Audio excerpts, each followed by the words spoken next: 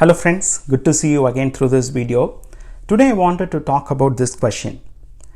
If God doesn't want anyone to perish, then why does He say that He will vomit a few people? That's what I wanted to share today. Because I wanted to compare two verses here and then discuss about this question.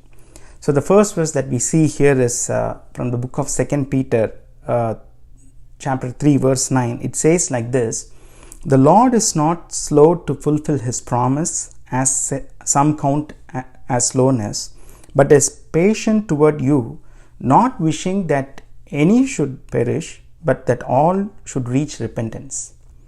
So God here makes His intention very clear, because today we see people are asking us, you've been preaching that Jesus is going to come back, or the world is going to end, but nothing is going to happen.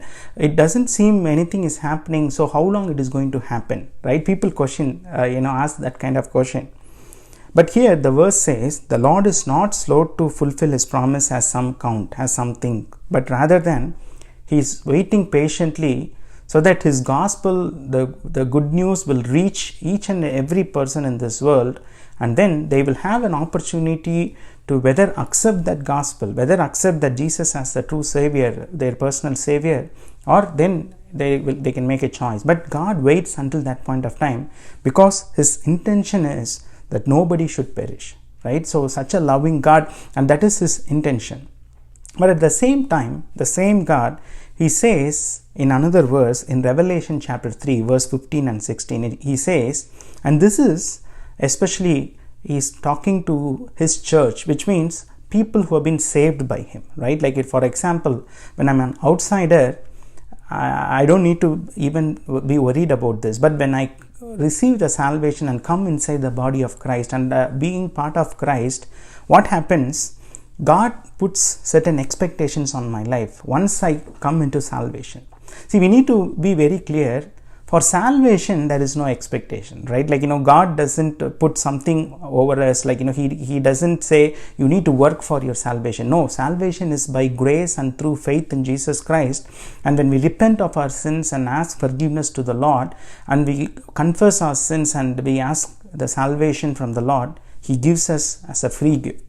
So that is very important to know. So salvation is free, but once you receive the salvation and once you become a new creation, as the Bible says in 2 Corinthians chapter 5 verse 17, He says, "Therefore if anyone is in Christ, he is a new creation," right? "The old has passed away, and behold, the new has come." Everything has been changed. There is something new is happening, right? So once you are a new creation, God expects certain things. God puts certain expectations on our life. That is when we begin our journey with walking with Christ, because Holy Spirit comes inside of us when we receive the salvation, and from that moment He is there to guide us. He is there to lead us according to the will of God. So it is for that people, right? Like, it is for the believers who have received the salvation and trying to walk with the Lord. The Lord is saying like this. If you read Revelation chapter 3 verse 15 and 16, "I know your works, you are neither cold nor hot. Would that you were either cold or hot. So because you are lukewarm and neither hot nor cold, I will spit you out of my mouth, says the Lord." See, that is why when we receive the salvation and when we are walking in the journey with the Lord, when we are trying to build that relationship, it is very important that our lives should not be like a lukewarm life, right? It cannot be like one foot on the world and one foot on the spiritual matters, or like, trying to please both the world and both the master, like our creator. It is not going to happen. And that is why God says, either you be hot or either you be cold, but don't be lukewarm, don't be in the middle. And that is something God doesn't like. And that's why He says, "If you are being like a lukewarm, I will spit you out of my mouth, says the Lord."